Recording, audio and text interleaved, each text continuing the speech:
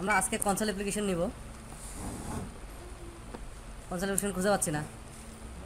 ও তাহলে 005 কি আমাদের এখন 5। আমরা 7-এ কবে যাব? আজকে তো মনে হয় যাওয়া হবে না। 6-এর পর দারুণ।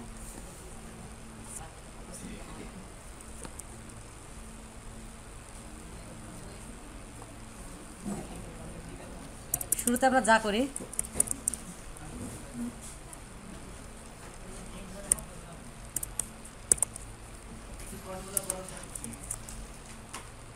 খুশি? ওকে, আমি এখন আউটপুট দিতে পারি, প্রসেস করতে পারি, ইনপুট নিতে পারি, তাই না? সব কিছু প্রোগ্রাম, একটা প্রোগ্রাম যখন এক্সি হয়, এটা কি বলে? এক্সিটা কোথায় থাকে? হার্ড ড্রাইভে থাকে, সেকেন্ডারি মেমোরিতে থাকে। সবসময় এক্সিটা সেকেন্ডারি মেমোরিতে থাকে। যখন আমি ক্লিক করি, যেহেতু এটা এক্সিকিউটেবল, এটা র্যামে লোড হয়, দেন এটা প্রসেসর থেকে প্রসেস করে ইনস্ট্রাকশন অনুযায়ী। বোঝাতে পারছি সবাইকে? এখন দেখা গেল আমি এখানে যদি অনেক বেশি প্রসেস করি, আমার মনে রাখার দরকার আছে, তাই না? মনে রাখতে গেলে র্যামে ডাটা বা স্পেস নেওয়ার দরকার আছে। স্পেস যদি নিতে চাই, তাহলে স্পেসের ধরনের ব্যাপার আছে, যেগুলোকে আমরা বলি হচ্ছে ডাটা টাইপ। পৃথিবী জুড়ে সব প্রোগ্রামিং ল্যাঙ্গুয়েজে বেসিক 4টা ডাটা টাইপ আছে। একটা হচ্ছে ইন্টিজার, এটা চাকা দিয়ে বড় করতে পারবো না, অ্যাডজাস্ট করে যাচ্ছে। আরেকটা হচ্ছে ফ্লোটিং পয়েন্ট, আরেকটা হচ্ছে বুলিয়ান, আরেকটা হচ্ছে ক্যারেক্টার। এই 4টা বেসিক ডাটা টাইপ আছে। কিছু লিখতে হবে না, কেউ কোথাও লিখবেন না, খবরদার। এখানে মনোযোগ দেন।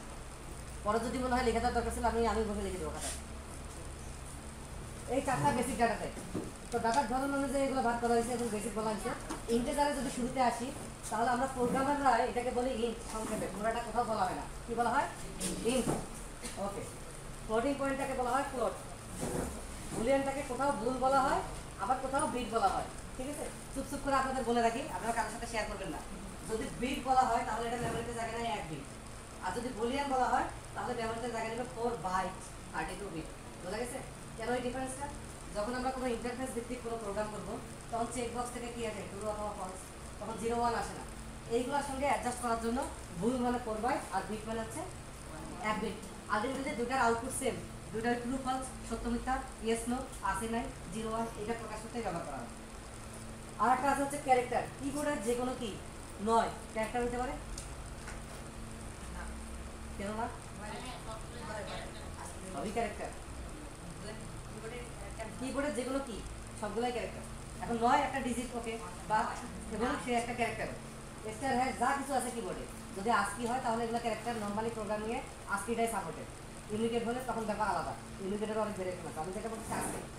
তাহলে এটাকে আমরা 4 বলি, অনেকে ক্যারেক্টার বলে, অনেকে ক্যার বলে, যে যাই বলো, আমার কি যায় আসে, বুঝতে পেরেছি? ওকে, এবার ইন্টিজারের আমরা ইয়েতে আসি।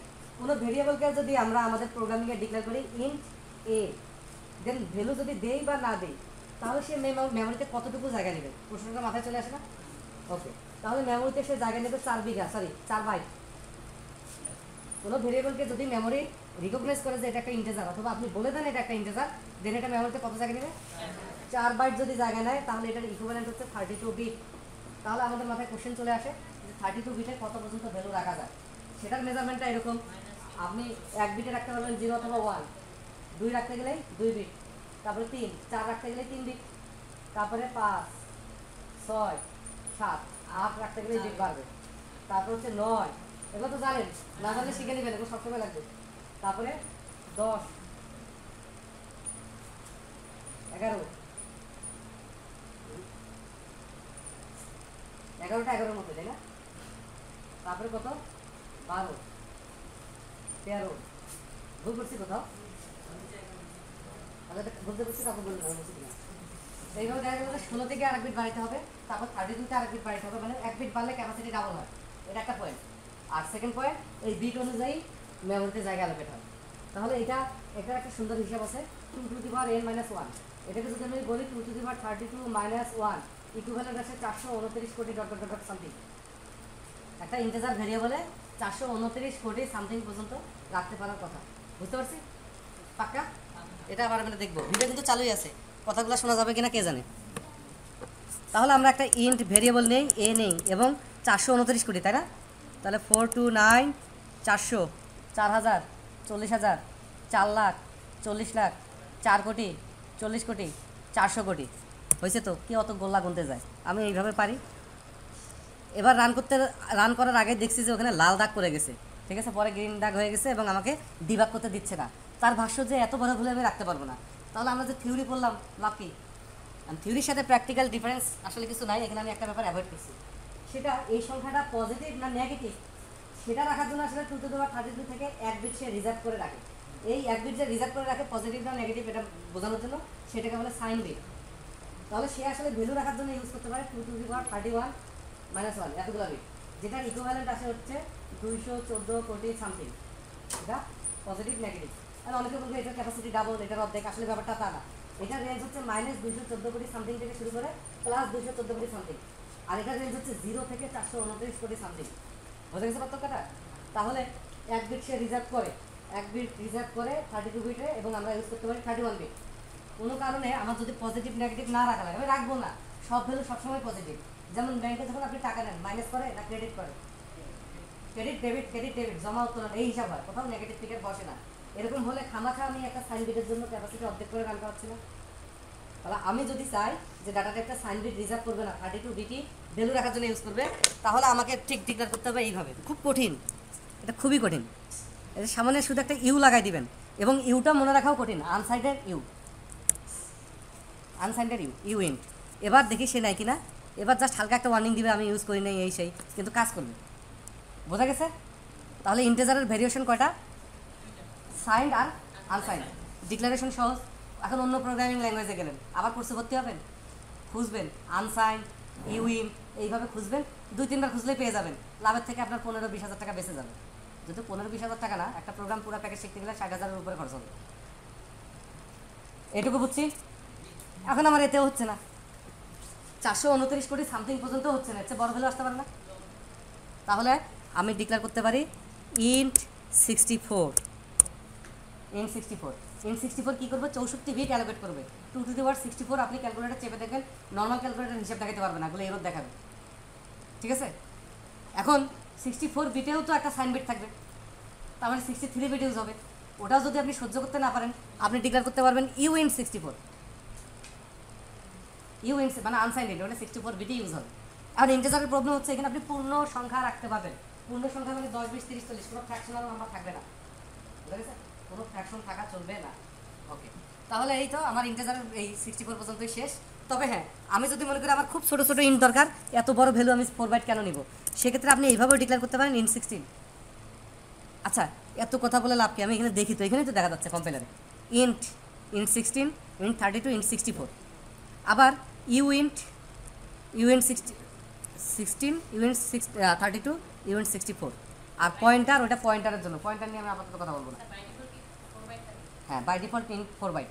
তাহলে কখনো যদি আমি এখন দেখা যায় যে আমি ভেরিয়েবল ডিক্লেয়ার করছি ইন্ট, কোথাও কনভার্ট করা লাগতেছে কিন্তু আমি ইন্ট খুঁজে পাচ্ছি না, তাহলে ওইখানে আমি কী খুঁজবো? 32 বিট। তাহলে ইন্টের ডিফল্ট কি? 30। যদি আমি শুধু ইন্ট বলি 32 বিট, আর যদি ইন্ট 32 বলি ওই একই। ঠিক আছে? কোনো কারণে ইন্টিজার কোনো ভেরিয়েবলে যদি আপনি ফ্র্যাকশনাল নাম্বার দেন 10.60, তাহলে এটা 11 হয়ে যেতে পারে।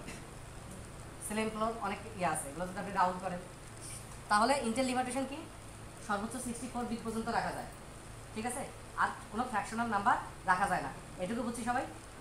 অন্য প্ল্যাটফর্মে গেলে, যেমন MS SQL সার্ভারে গেলে আপনি আর ইন্ট পাবেন, ইন্ট 64 পাবেন না। ওই জায়গায় পাবেন big int, tiny int, small int, medium int. ব্যাপারগুলো মনে থাকবে তো? আমি নিজেও বলতে পারবো না যে এক্স্যাক্টলি টাইনি ইন্ট কি, ধারণা করে বলতে পারবো। এগুলো আপনারা প্র্যাকটিক্যালি কাজ করে শিখবেন, আমি কেন এগুলো আপনাদের বলতে যাবো? আমার কথা হচ্ছে ওকে, অন্য সিস্টেমে গেলে আপনি এটা ধারণা করে নেবেন। বিগ ইন্টটা হচ্ছে 64। ইন্ট নিয়ে কারো কোনো কোশ্চেন আছে? তাহলে ফ্লোটে যাই। ফ্লোটে গেলে ফ্লোটটা বোর্ডেই বুঝাই।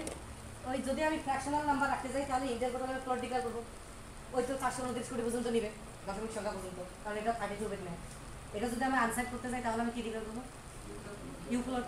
এখন আমরা আমাদের এটা অ্যাসাইনমেন্ট, এটা আমি পারি না, যেটা আমি পারি না সেটা আপনাদের অ্যাসাইনমেন্ট। আপনারা খুঁজে বের করবেন ওটা ইউ ফ্লোট নামে আছে না অন্য কোনো নামে আছে। ঠিক আছে? ওকে, ফ্লোট 32 বিট নেবে। এটা যদি আমার না তোলায়, তাহলে আমি খুঁজবো না ফ্লোট 64, এইটা আবার নাই। ফ্লোট 64 এর নামটাই ধরেন ডাবল। ডাবলটা কত জায়গায় নেবে? 64 বিট। এটাতেও যদি না হয়, ফ্লোটে আরও অপশন আছে, সেটা হচ্ছে ডেসিমেল অথবা রিয়েল। ডেসিমেল অথবা রিয়েল জায়গা নেবে 128 বিট। এটাতে এত বড় সংখ্যা রাখা যাবে, এত বড় সংখ্যা রাখা যাবে, এত বড় সংখ্যা রাখা যাবে, যত বড় সংখ্যা আপনি জীবনে চোখেও দেখবেন না। ঠিক আছে, ওকে। তাহলে ইন্টিজার আর ফ্লোট গেল। বুলিয়ান নিয়ে বলার কিছু আছে?